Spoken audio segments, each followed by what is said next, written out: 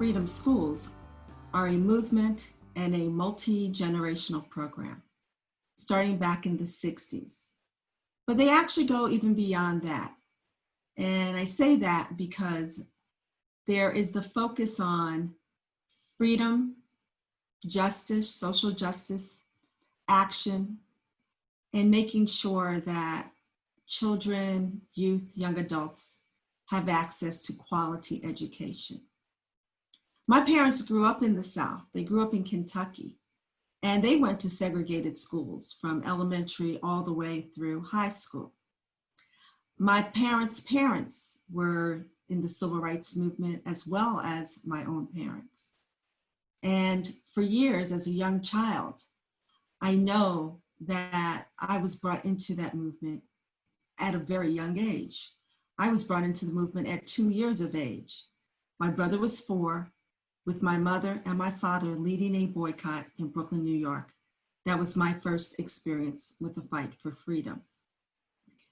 For my parents, they always taught us about our responsibility to give back and to step up, stand up, step out, speak up. My father was a third-generation Baptist preacher.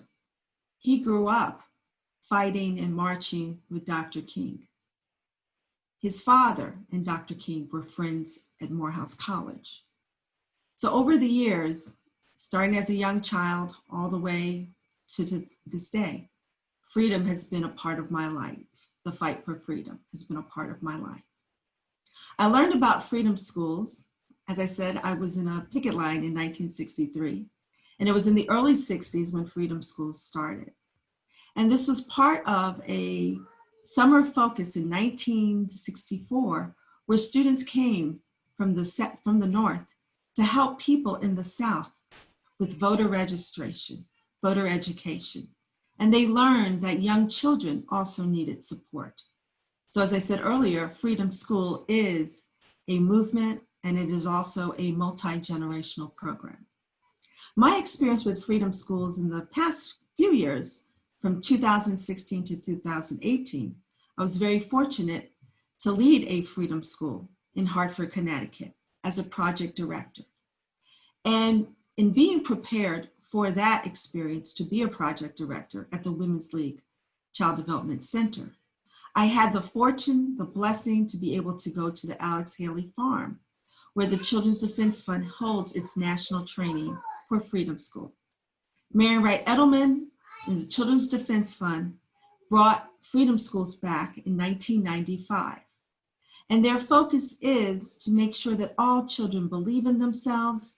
And when I say children and youth, we're talking from age pre-kindergarten all the way through 12th grade. The movement, the Freedom School movement, Children's Defense Fund focus is on young children believing in themselves and knowing that they can make a difference. I can. They can make a difference in multiple ways, but the 6 ways that they teach them for 6 weeks, a specific way every week, is that I can make a difference for myself, I can make a difference for my family, I can make a difference for my community, I can make a difference for my country, I can make a difference for the world. And then in week 6, I can make a difference through hope, education, and action. I am just so excited about how young children learn that they have this power to make a difference. What is also really important to me was that they tell the children, the youth, and the young adults that they are scholars. I do not believe that children today across this country, in impoverished communities, in areas where there are materials that are lacking, where schools are failing, I know that children are not being told, you are a scholar. And I always think about the power of that, to tell children you're a scholar. And while the children are being called scholars and believing in themselves, the teachers that they have, who are really college students from across the country who are trained on the Freedom School approach, the teachers are servant leader interns. Now, the term servant leader intern comes from the civil rights movement. Ella Baker is who they study.